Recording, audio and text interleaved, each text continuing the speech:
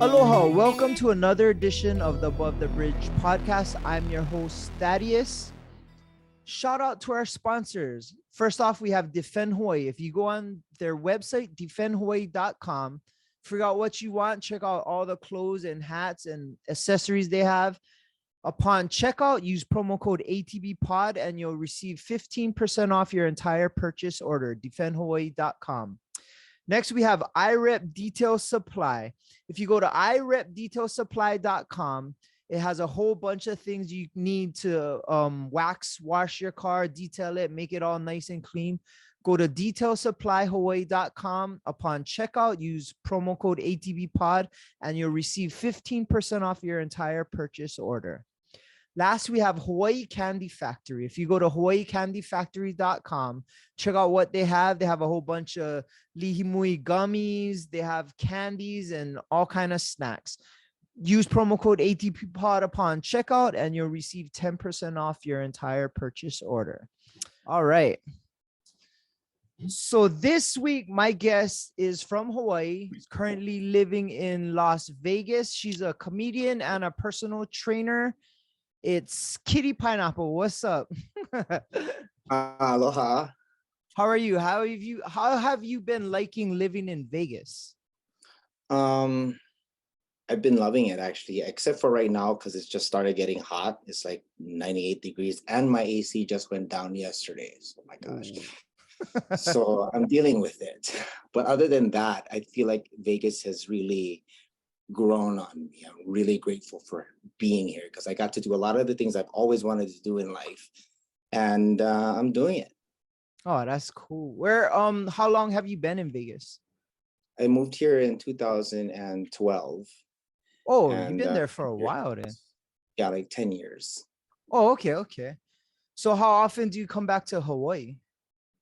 I try to come back at least once a year, but that's kind of slowed down a little bit. But I just came back back in May, late May, because I had my daughter was graduating, and since she was graduating, I was like, I figured might as well put on a show. So I put on 2 shows, and that was fun too. Oh, nice. Where were they at? The first show was at Taquiera El Rancho in Kamakana Ali'i. Oh, okay. That was a Thursday night. We sold out after like 5 days of announcing it. And then, so we put on a second show at the Bourbon Room on Alakea. Yeah. And then that one sold out. And then we couldn't put on a third show because my daughter was graduating the next day. So that was it. Okay, cool. So where did you grow up? You grew up in Oahu? Yeah, I grew up in Oahu, mostly in Ewa Beach, because that's where I live. Yeah, but I went to school most of my life in Kalihi, which was at St. John the Baptist, and then I went to Damien. Yep, so did I. Yeah. How was going Damien? Was it crazy? Like for me, it was different. I mean, I went Catholic school, but then Damien was interesting. Never had girls or what have you, but yeah. How did you like going to Damien? It was all right. I was always like the shy, quiet type. Oh, okay. And, but I always wish there was girls, and like I think someone famous in the past said, "Be the change you want to see in the world." So here I am. Well, we could have at Damien. I mean, my life at Damien, I was always in the dean's office. Who was your guys' dean? Coach Ina. Yep, Coach Ina. Yeah. I had my own seat in his office. He would just be smoking his cigars and scolding me every day. Yeah. Coach Ina. I must have kept warm after you. Yeah. So what, when you were at Damien, did you play any sports or anything? Yeah, I was a wrestler.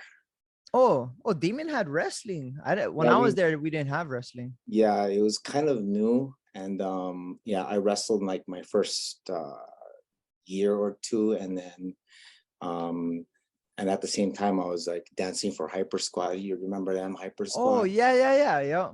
Yeah. And then, I was just dancing for Hyper Squad, and the cheerleading coach heard that I was a dancer, and she was like, "Hey, come dance with us. You don't have to do the cheers. You don't have to do all that." I was like, "Okay, good," because I didn't want to do it. She's like, and because all boys school, everybody gonna make fun of me.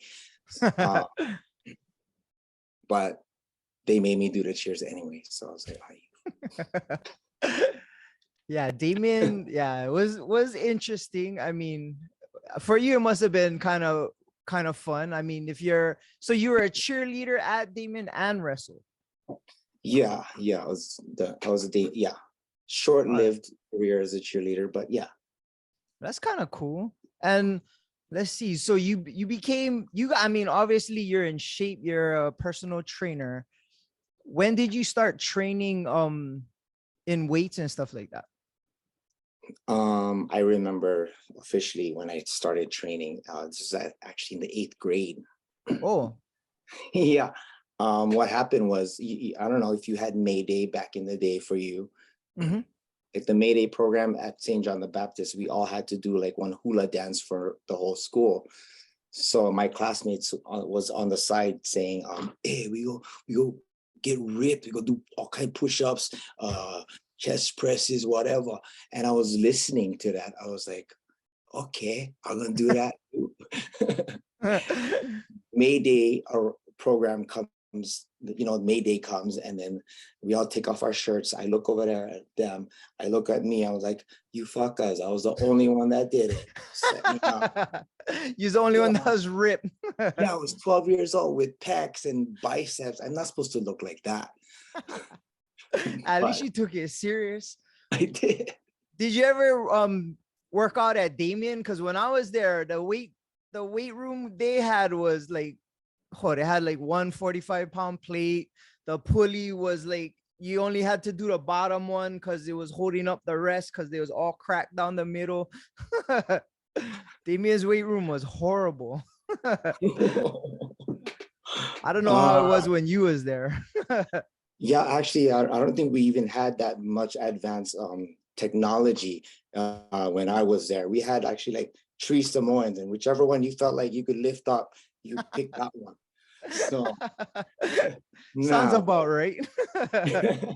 no, we had some pretty good weights. Still kind of like it was old looking at the time, but it Yeah. did the job. Was at the top by the in the gym. Yeah, in the gym. Yeah. Yeah, we were there. Nah. Oh, that's cool. So, how did you become a personal trainer? Did you ever compete or anything? I did compete. Yeah, it was 2015 when I decided I wanted to try um bodybuilding competition. So I did as much as I could on my own, and then I hired a coach, and my coach took me the rest of the way to my first competition, and I was in the top 5 of men's physique, Oh, wow. and that was pretty good. I was like, "Oh shit, this is pretty awesome!" Like, you get a medal if you're in the top 5. So after that, I was so captivated by the idea of being able to transform your body from one look to a different look. So I kept trying to mold myself into the perfect physique, and then I went, and at the same time I was doing comedy still, yeah. But I Okay. found that when you're getting ready for a competition, nothing is funny. Nothing. We dieting and everything. That's why. Yeah, yeah, you're depleted, you're exhausted, and like laugh. I wouldn't even know how to balance those two things. Yeah, you cannot. So what was it like the local tournaments like Stingray and what's the other one? I forget what. Like over there, yeah, there's the Stingray and the Paradise Cup, but I Paradise Cup. competed over here, Las Vegas Classic. That was Oh, wow. so I did that like 4 or 5 years in a row. I must have done like 8 competitions in my life, and that's like over thousands of dollars. per Oh competition. yeah, those things aren't cheap, bro. Yeah, yeah, because you're paying for your coach, you're paying for um your trunks, your food, your registration, your tanning. And bro, can I talk about the tanning? Oh yeah. Nobody ever warns you about the tanning portion. I think I talk about this in my act, but the tanning, brother. Okay, this was my first time um, competing, and I walk in. I'm competing as a male. I walk in, I look around. There's tents all around me, and this one lady walks up to me. She's like, "Sir, would you like a sock?" And I look at my feet, and I was like, "No, I'm good." And she's like, "Okay, then strip down." I was like, "Oh shit, that's why it's a sock." And then she started putting lotion on my fingernails and on my toenails so that the tan doesn't stain my nails. And when she's doing my toenails, she's down there. I don't know if you see what's happening in your mind's eye. You know, I'm not wearing a sock, okay? And then she asked me, "Do you have any questions?" I'm like, "Can I get a fucking sock, please?" And then two tents down the road, down from me, two tents, there's a black guy, uh, two tents away from me. And I looked, I was like, "Oh, bruh." Two things came to mind. I was like, one, that is a big sock. And two, why is he tanning? you know, like, why? You're there. Yeah, you can just go, huh? Ah, that's funny. So what? They just spray you down like head to toe. Yeah, they spray you. Sometimes you end up looking orange. Um, Sometimes you end up looking black. I ended up looking black. I was all black except for down there. I was like, "Oh, you fuck up. Can you fix that too?" You know. So what do they how long does the tanning last? Like it just kind of wears off over time, or you're good to go for a couple months? Oh no, it'll most of it washes off your first time washing, but Oh, okay, yeah. stays a little bit for maybe like 3 or 4 days. Um, but yeah, for the most part, you stay pretty tan. So you've been, I guess you're a personal trainer now. Are you personally training people who's competing, or just kind of people just trying to get in shape and stuff like that? Well, I've recently, ever since my comedy booking started to increase, I had to let go of my hands-on training clients Okay. because it's not fair to them that I'm not in the state because I'm performing, and Mhm. they don't have their coach. So I do online coaching. I have an app that I give my clients. They follow the exercise. If they don't know what the exercise is, there's a video that shows them what the exercise does. And then I give them their food program. All they do is check in with me every week, and I take a look. Like, okay, good job, okay, bye. Oh, that's a good deal. But so they're competitors or people that's about to be eventually competitors? Right now, they're just lifestyle clients. They're just trying to lose weight. Oh, okay, Um, okay. Moms that are trying to get back to their former shape. That's who I really want to train now. Like the competitors are really needy. Oh, Like yeah. you gotta like dial in on their needs because they're like, "Coach, I'm hungry. Can I eat this? Can I eat that? What about this?" I'm like, "Fuck, I said no." Well, at least you know what they're going through, but at least Yeah, they cannot complain to you like you don't know what you're talking about. yeah. That's a good thing. All right, so starting to get into your comedy, I want to know how that even started. Well, you was on Class Clown at Damien. You said you're kind of quiet, so to Yeah. go on stage and do comedy, how did that even start? Yeah, like I said, like you mentioned, I was the quiet type. I was still quiet when I went to Damien. But to those that really knew me, And when I did open my mouth, something funny would come out. So I never really thought about comedy during that time. Hell, even I didn't start comedy till I was 21 years old. But that only happened because I was in one of those what is those meetings, MLM meetings, What is that? multi-level marketing. Oh, okay. I've been to those. Yeah, I went to one of those meetings. I signed up only because the speaker was captivating. He gave his speech really well. I was like, I want to learn to do that. He was funny too. I was like, oh, I want to learn that. So I did the motions. I got my customers or whatever. I got the bonuses, but I didn't care about the money. I was like, I just want to learn how to talk like this guy. So I did what I had to do to become a leader, and then I became a leader and learned to speak. Finally, when it was time for me to speak, my speeches or my introductions of the next speaker was freaking hilarious. And that's all I wanted to do. And I was like, you know what? I think I just want to skip the whole business part and just go straight into the laughs. So yeah, I was like,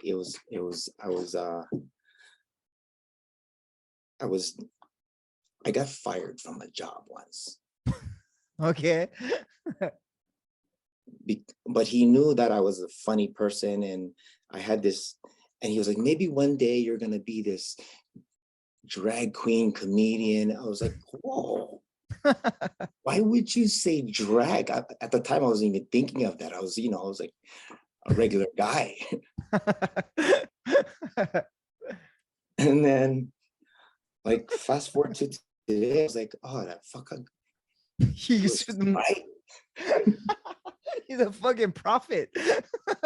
Yeah.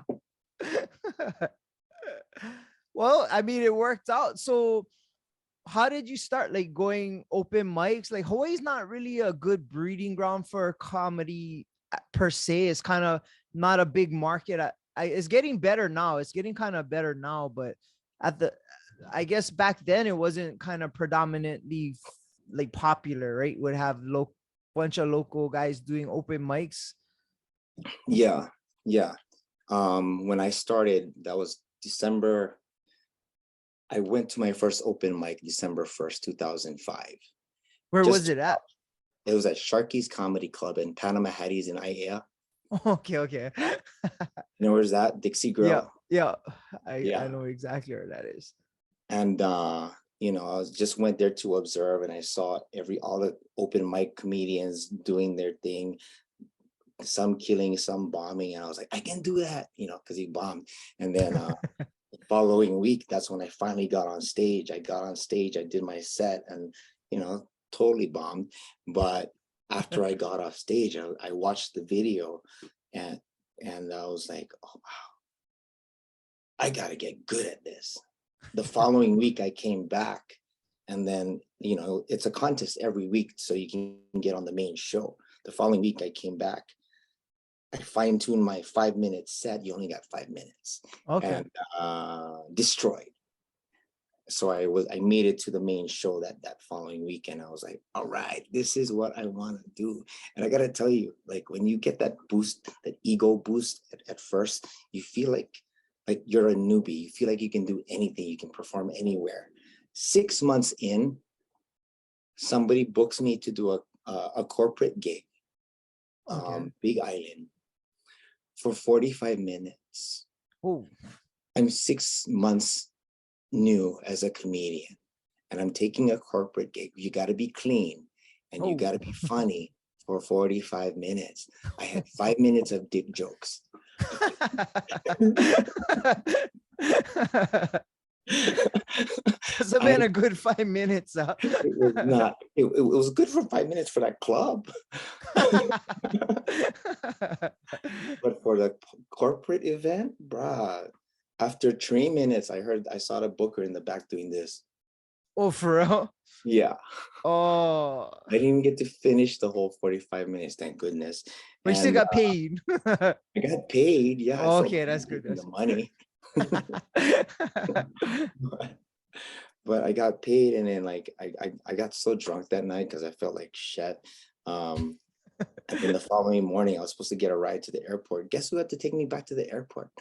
The The guy guy who who booked booked you. me. Yeah, it was the quietest ride. So see you later. Yeah, yeah, it was so nice when they first met me. Oh yeah. That's kind of That's crazy. I mean, I'm always a fan of comedy, and I always wonder how people got started doing it and how much balls it takes to get up there and actually do your set. And I mean, you're putting yourself out there, and what you think could be funny might not make the room funny, and then you have to adapt. And I don't know. I listen to a bunch of comedians that do a podcast, and they always talk about bombing and stuff like that. It yeah. sounds like a super hard gig. It's not a easy job to do. No, no, it can be detrimental to your mental health if you bomb, you know. I mean, even on the other side too, like when you really destroy, when you're really killing, like you cannot sleep that night. You cannot think of anything else but reliving that moment. Of Oh, but from the on the flip side, when you bomb, you cannot think of anything else. But that moment when you bomb, then you keep reliving it anyway. So it's tough when you bomb. so you've been doing comedy for a lot of years then. Like 17 years now.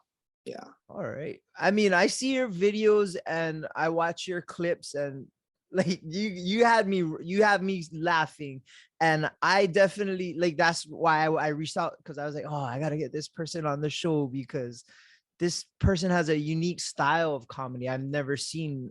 And like you are confident as hell. Like you go up there, and from what I've seen, it's like you captured a whole audience and they're either scared and laughing of you. Because you're yoked. Like you look like you could hurt somebody if they don't laugh. I've heard that.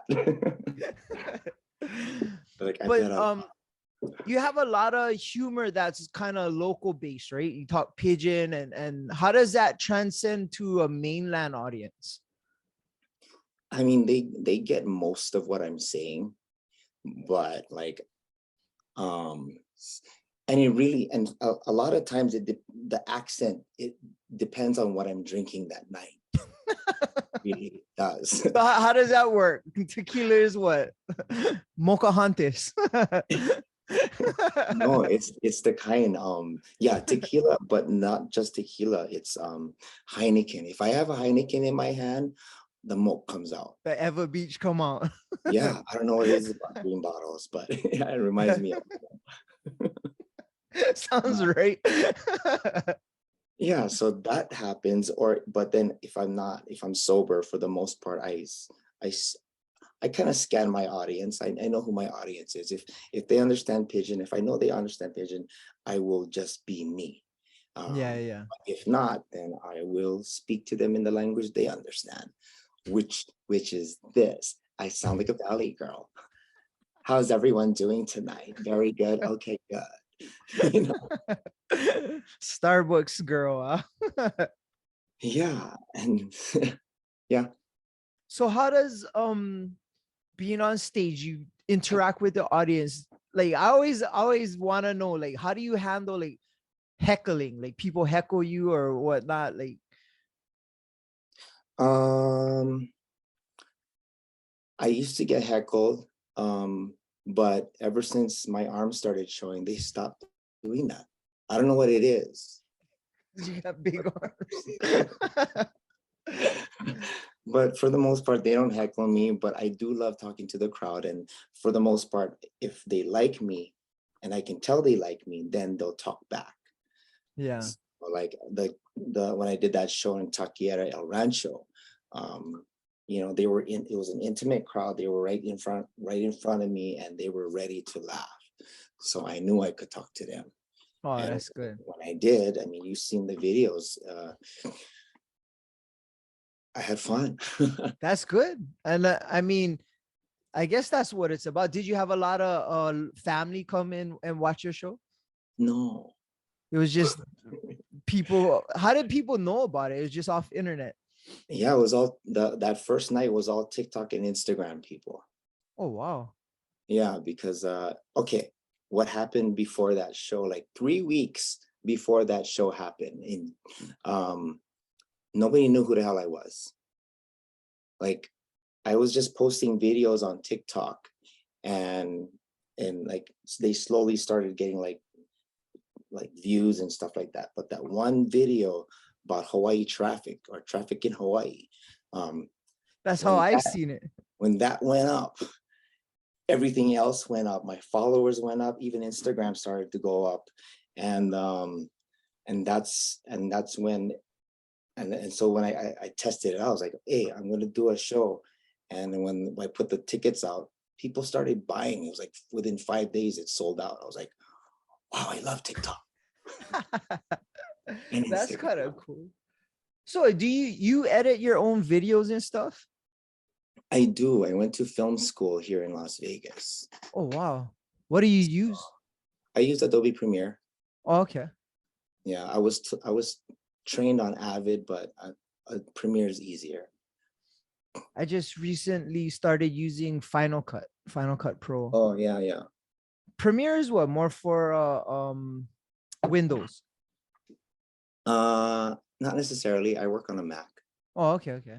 Yeah, Oh, it's okay. on both formats. So you went to school to learn how to edit and stuff like that? Kind of. I mean, I was already working in the industry. I just thought that I needed a degree to get jobs in the industry. I was so wrong. Yeah. Nobody asks for my degree when I'm Just working like on show them television. anyway. Yeah. It cost me 60 grand. You better look at this. Take a picture. So what, who shoots your videos? Because there's one video you running around Vegas with your rubber band on. Oh, a lot of times I'll just put it on a small tripod, and I'll People just not run across. watching you. Yeah. I People guess are so. watching. That's the. I see people in Waikiki last weekend doing shit like that. It's like, oh, you're a influencer, content. What is it? Content creator. Content creator, that's what they call them. Yeah. Yeah, that's good though. I mean, that must be fun. Like people randomly just watching you run around. That's commitment. Yeah. Yeah. Yeah. I'm finding though that I can do that here easier than I can do it in Hawaii, because when I went to Hawaii, by the time I got to Hawaii, they already saw my TikTok and my Instagram, so they knew who the hell I was. So everywhere I went, they're like, "Hey, you the kind?" I was like, "No, Hey, take picture. I'm gonna do a TikTok." Leave me alone. You can see this new video. Yeah. So that's kind of cool. Like with social media now, it can help expand and I mean, look at Tamua, kind of got discovered. He was doing comedy for a while, but only until he started doing his funny videos, he kind of blew up, and Yeah. kind of similar to what you're doing. And it's kind of starting a new trend in local comedy. And I bet next time you come back, it's going to be even bigger venues for you, hopefully. I am planning on doing the Blue Note. Oh, yeah. They come back. How many nights? I don't know yet, because we were able to sell out 2 rooms when I came back. So we're gonna try one night at a bigger venue. So if we can fill that up, then great. Yep. Then next is Hawaii Theater, then Blaisdell, and then can I say Bruh, Aloha Stadium, because that don't even exist. you can get a fraction of what Tumua did. Hey, you got that hustle. Definitely got the hustle. Yeah, yeah. Because I was like, I was looking at Tumua like as his career growth, and I know it happened during the lockdown. Yep. And last year when I went to Hawaii, no, I did a show as myself as Kitty, and then nobody knew who the hell I was. And I was like, okay, next time I come back, I got to get my social media up there. And then somehow, by some miracle, it happened on accident, like 3 weeks before I get there. And then all that happens, and now here we are talking. I was like, Yeah. holy shit.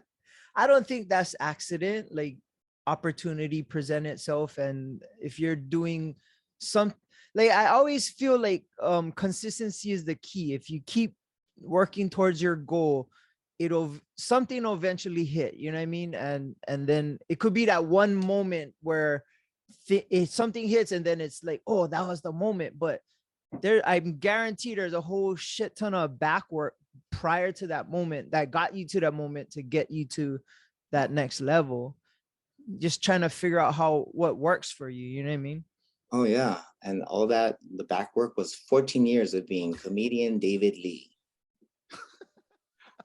That never worked. It didn't work. I mean, I got far as David Lee, but like, I don't know, something happened. Like, okay, yeah, lockdown happened. That's what happened. Lockdown happened. We was all like, nobody was performing anymore. And I was like, you know what? I'm gonna put on some skits. I put on some skits for like YouTube. It was me portraying two different characters. And one of them was Kitty. Me now. and then like and I just kept going with it, doing all these YouTube skits and whatever. And then eventually I was like, what if I gave her, what if we did stand-up? Let's try to do stand-up. And then started doing really well, as even better than I ever did before. I was like, what? I don't So get how it. was that? How was that first day as Kitty going on stage? You was nervous. Oh, it was okay. You might think I'm crazy, but I talk to my male version like it's another person. Okay. And he talks to me like I'm another person. So he was like, Kitty, I'm gonna let you do stand-up, but if you fuck this up, you are done. So I go on stage, it's a competition, and I destroy this competition. I win. And then David turns around and says, yeah, I know what I said, Kitty, but you're still done. Because he got scared. He was like, oh, fuck, this cannot be his life. And then he put away the Kitty act for at least 3 months, 6 months, I think. And during those 6 months, like, I started to, I guess, feel depressed or empty. Something was missing. And then it was me crawling out of his brain. I was like, fuck, let me out, let me out. Finally let me out. And then we have an agreement. What's the agreement? I take over from this point on. So it wasn't an agreement, it was a takeover. Yeah. It's pretty much like, listen, you took us this far, now let me take us farther. So are you happy? I gotta look around because yes. That's yes, the I am main happy. thing. And the only reason why I looked around and I hesitated a little bit, because there are things in my life or people in my life that are kind of not with the whole Kitty program. And so that kind of holds me back a little bit. But I know that this is something that I need to do. I have to do, and I want to do. So yeah, but overall, I am happy doing what I do. That's good. That's the main thing. And more power to you. Like, that's kind of a big leap to change that way and put yourself out there on stage, and like, that's commitment. And I think that's awesome. Main thing is you're happy and you're doing what you love, and honestly, that's what everybody should be doing. Because if you can't be happy with yourself, then how are you gonna be happy with other people? Yeah, exactly. Exactly. You can't, if you don't love yourself, how are you gonna love other people too? So yeah. Yeah. And if you knew me before Kitty, you would not like me. I was an angry person. Nobody liked one. No, people people were starting to not want to be around me because I was such an angry person. And I think I was an angry person because I wasn't being true to myself. I wasn't being me. And when I finally allowed this part of me to happen, it's like a weight's been lifted off my shoulder. I was like, okay. And it was there the whole time. Yeah, you know, this whole okay, Kitty Pineapple was a radio personality in 2012. It was just a voice. Okay. Like I didn't have a, I would just call in and talk story with Kamaka Brown. I don't know if you remember him. He's a comedian from Hawaii living in San Diego now. And I would call in the radio station as Kitty, and every week we would just banter and joke around. And then after that run ended, 2018 comes around. They're like, "Hey, bring Kitty back," and I brought Kitty back. You know, just to try her out a little bit. And at the time, 2018, Kitty was a disaster. Yes, she was funny, but yes, she was also ugly. I'm not saying I'm beautiful now, but I'm better looking than I was in 2018. I cannot believe my friends let me out looking like that. You know what I mean? But you know, lockdown happened, and I was doing all these skits. I was like, you know what if I made myself pretty? So being on YouTube, I would look up makeup tutorials, and then that's what taught me how to do makeup. Oh, from YouTube. Yeah. Oh, that must have been different, huh? It was. I didn't know how to do makeup. Now people are asking me, "Hey, can you do my makeup?" I'm like, no. Go on YouTube. Yeah. I had to learn. You gotta learn. Yeah. And you've been doing this longer than me. What's your problem? That's nuts because you gotta go actually buy it. You don't know if to buy. You don't know how to put them on. Like that's nuts. Yeah. And so like these YouTubers, I would watch them do their stuff, and I would buy what they were using. Oh, okay.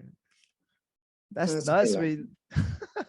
Yeah. Oh, you say like girls, they get it weird. Like they can paint one whole new face, and then when you take them off, they could be with somebody else. It's false advertisement. That. Yeah. Me too.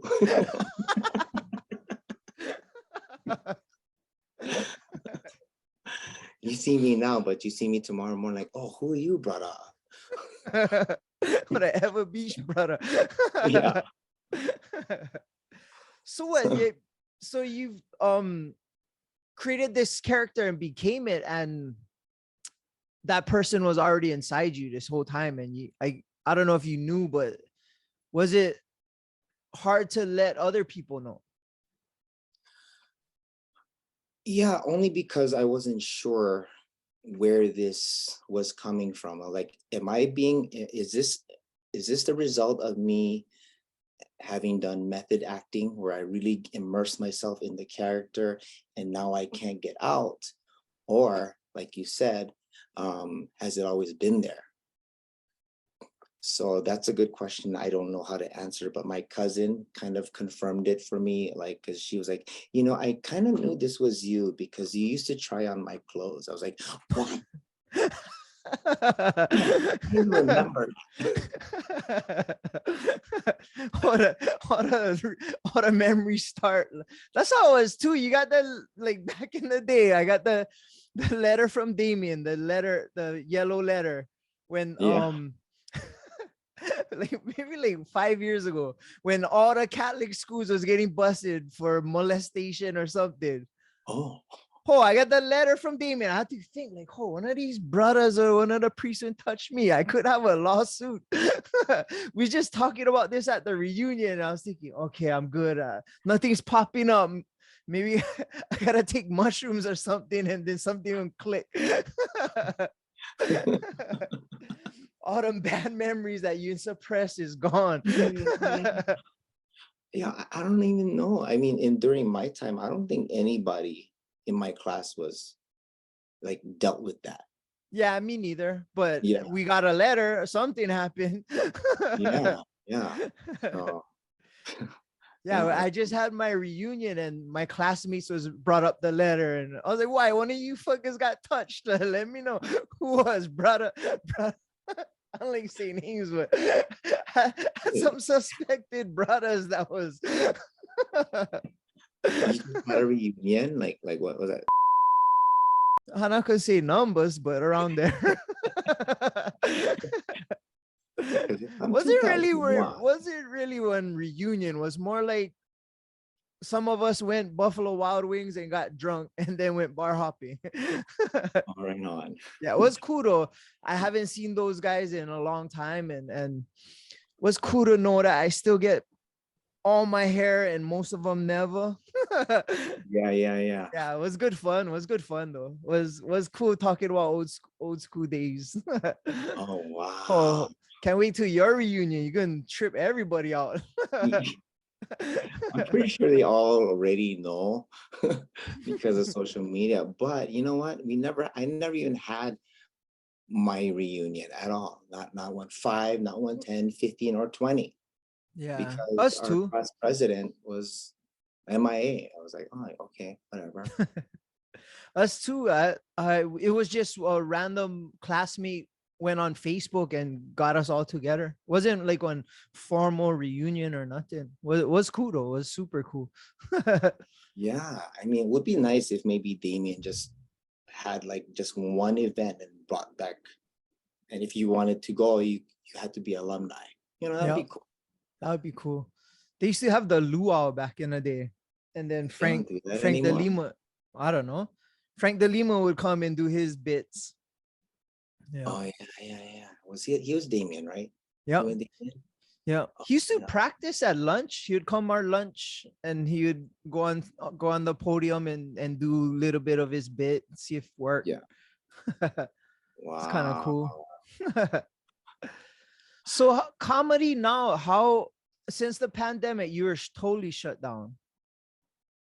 Yeah, for the most part, we were shut down for at least 6, 7 months. Yeah, Yeah, and then there was some bars that were low key still putting on shows, and that's the ones I did because okay, we couldn't stay away. yeah. But yeah, So your act now is what, 40 minutes, 45 minutes? I know that there's at least 45 to an hour, but I haven't had the opportunities to perform for that long. Like Oh, if I okay. look at all my jokes and put them all and I said them all in a row, it would come out to 45 minutes to an hour. But having to memorize that and being able to do that over and over, I haven't had that chance yet. Oh, Until Thursday, I'm doing a 30-minute set in Utah. So we'll see how that oh goes. wow. Yeah. Oh, that's kind of cool. Utah. Get a local following in Utah, right? There's some local people that live there. Yeah, yeah. But they're not there for me. They're gonna be there for it's a Jack Mormon city, meaning these are Mormons, but they Okay. don't do all the things Mormons should do.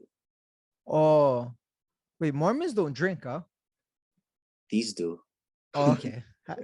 Yeah, you cannot go in comedy club without drinking. That's boring. You know what I mean? Yeah. Yeah. We'll see if they can laugh at someone like me. Hey, you can shake them up, man. Yeah. That's kind of cool though. I mean, it's definitely you have a different challenge compared to most comedians because like you're putting yourself out there and they gotta relate to you, and that's kind of crazy. Like you gotta I guess find a connection with them. Yeah, and I kind of like put it this way for them if they're not sure how this works. I like, okay, like this whole thing started, okay, how would I okay, it's kind of like having a girlfriend that you didn't know was your girlfriend yet. Like one I day had one of meet those. you know, Yeah. you invite her over, she leaves a toothbrush. Yup. The next day she leaves some clothes. The shoes. Yeah. Couple of weeks, months later, you're wondering, why the hell am I moving out of my own home? And then for me, it started with the red hair. You know, I used to wear a wig and then I would take it off every night. And then uh, now I have red hair and that's forever. That stays. And then I started keeping the nails on. And now I'm wondering, why the hell does my peepee have to go away from its own home? You know what I mean? I don't want to lose it. So can I say that on Olelo? Yeah.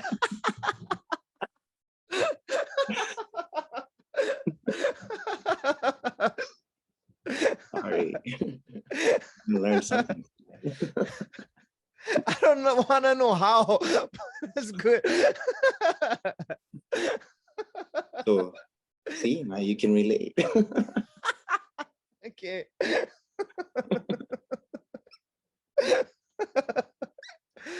uh that could be your act right there, man. So obviously being a comic is like fun when you kill, right? So you're enjoying the process now. What is like your goals for the future doing comedy? This year I want to this year I want to become a headliner. Okay. This is the year I need to force myself to be a headliner, only because of my following.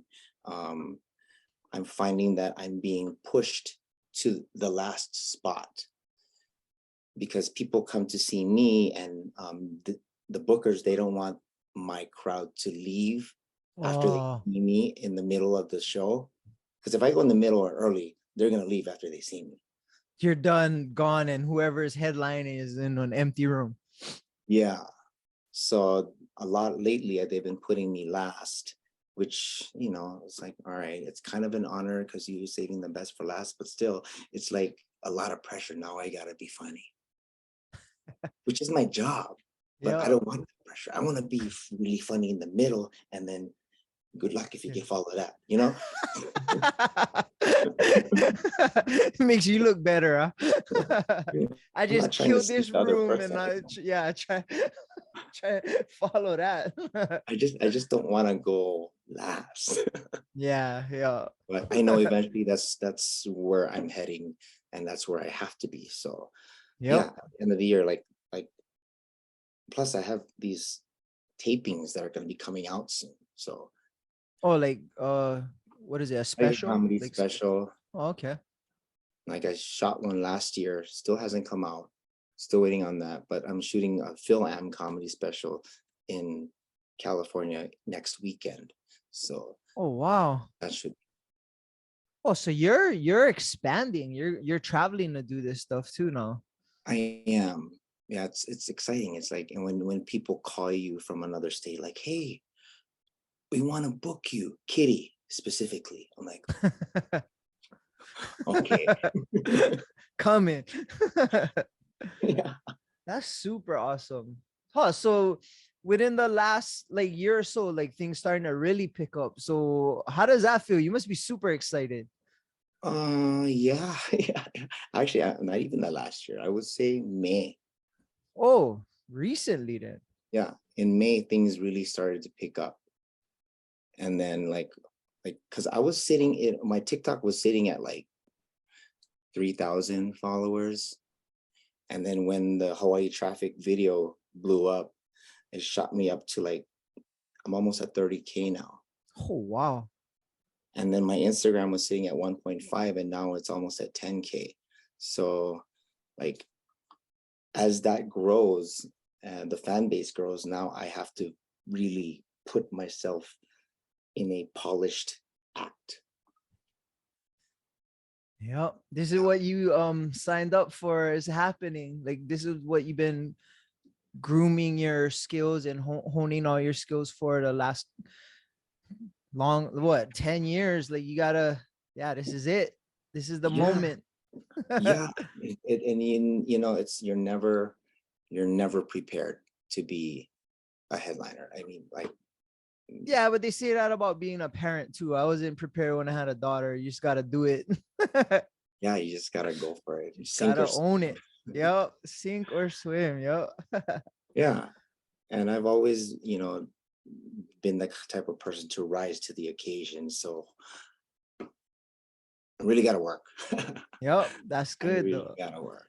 I feel like just from talking to you and watching your stuff, like you're not afraid to work and put yourself out there, and yeah, you're gonna do what it takes to succeed, and that's why people are coming to see you.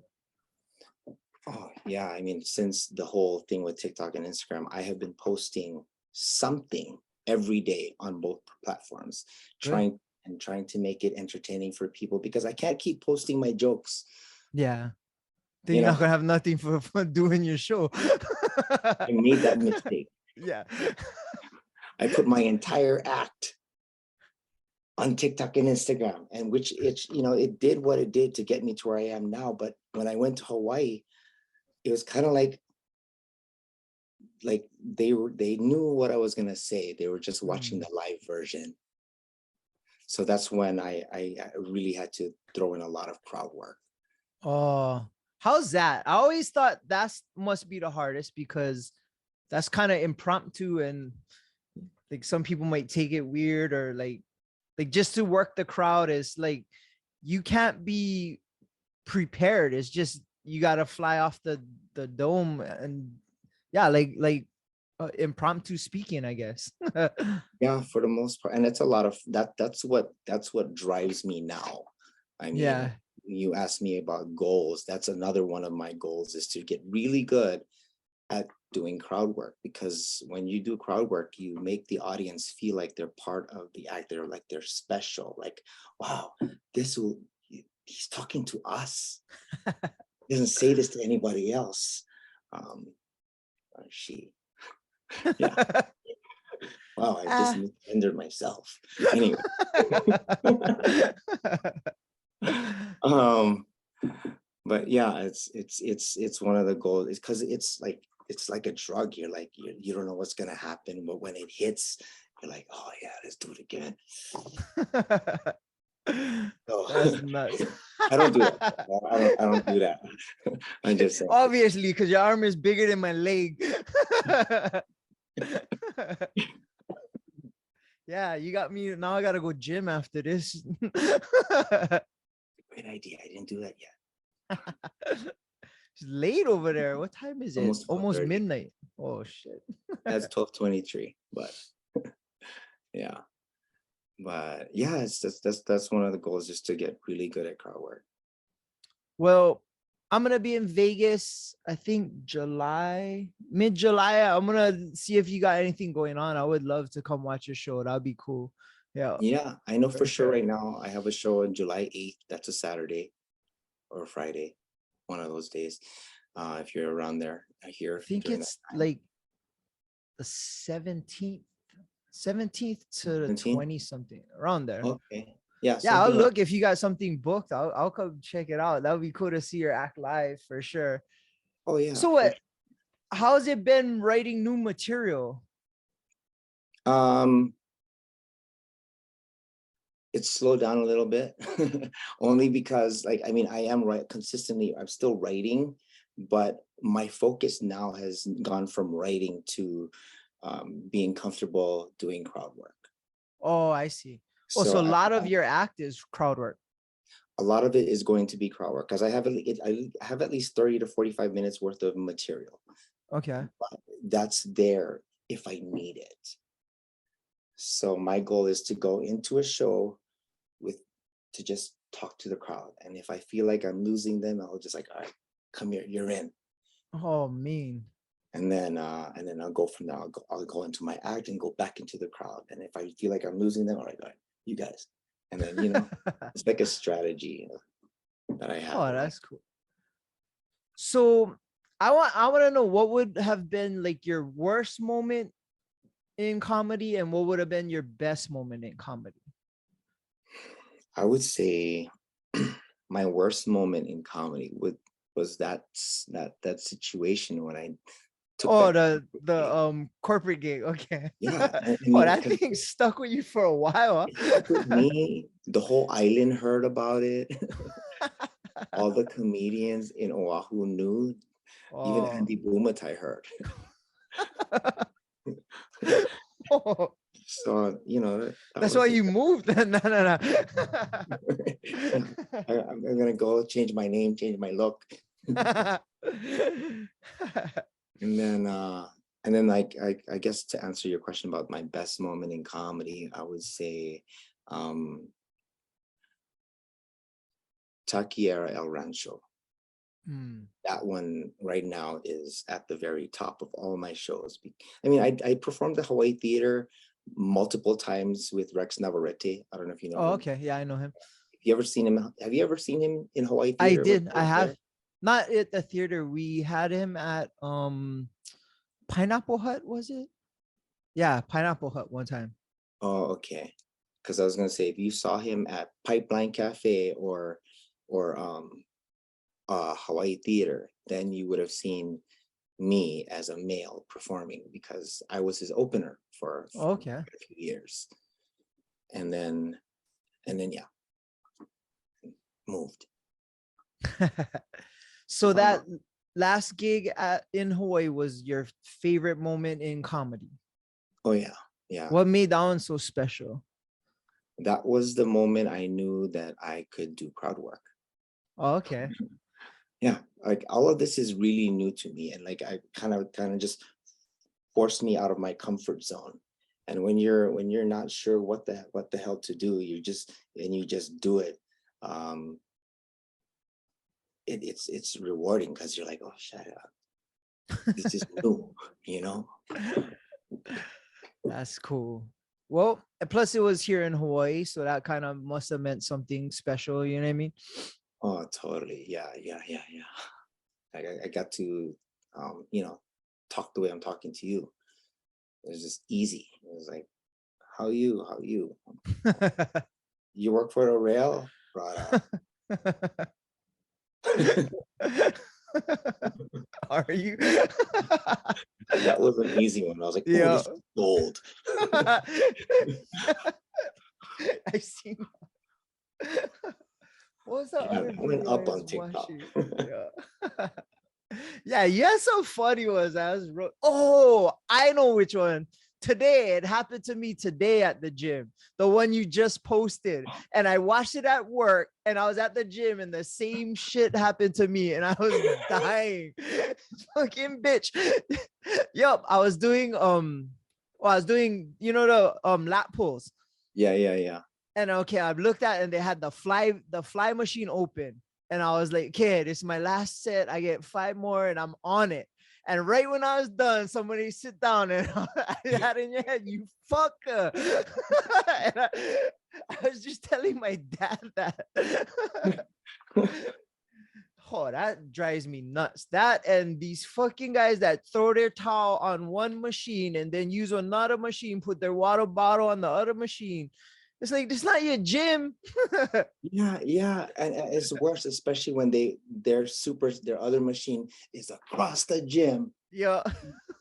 Really, really, really. Yo, I related to that one. That was the one today. And it totally happened to me. Do cardio? Do you What do is that? cardio? You do I do the cardio? Stairmaster. Yep. You do the Stairmaster. Okay. Yeah. Okay, wait till tomorrow's one then. What is that? Tomorrow's video is gonna be something a lot of people can also relate to. Oh, So okay, good, good. that's gonna be a fun one. Well, we've been going for about an hour and it's been super cool talking with you. I like your story. I am definitely a fan and I definitely want to see how far you take this career. And I definitely want to have you back on the show in a year's time and find out what goals you hit and what your new goals will be at that time. And yeah, just don't get too big time where you're not going to be on my show. You can be like Kevin Hart, and I'll be like, hey, you can come on my show. And you'll be like, who's this? New number, who's this? New phone. No. Actually, you know, I want to thank you also for having me on. I wasn't sure. I'm always weary about these podcasts. Like, what is going on? Somebody got to tell me I have their baby or something. I don't know. And then, so, you know, thank you for, you know, and I had a good time talking. I was like, 1 hour. How is this gonna go? Why not? That's a long time. It's late, but you're good. You're good. Thank you. Yeah, when's the last time you got to talk to a Kanye boy for an hour? This would be the first. Okay, good. But where can people find you on TikTok, Instagram, your website? My website is kittypineapple.com. Instagram is kittypine without the apple. And TikTok is I'm Kitty Pine. Okay. letter M, Kitty Pine. And YouTube, you have YouTube yet, or? On YouTube, yeah, just look up Kitty Pine. Okay.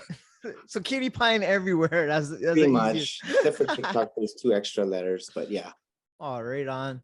Well, I appreciate you taking time out. I know it's late there and you just came off of a show or you had a business meeting. I appreciate you for answering my DM. I took a shot. I was a fan and wanted you to come on and you responded. So I'm very grateful. And for sure. Like I said, I want to see how far you take this. It's awesome. And you're a Damien grad. I always want to see success for our graduates and our alumni. Yeah, right on. Thank you. Right on. Well, for us, you can find us at Above the Bridge Podcast on Instagram and on our YouTube channel. atbpod.com is our website. I'm Thaddy Daddy High on Instagram. All right. Well, shakas for the cameras. Aloha. Right on.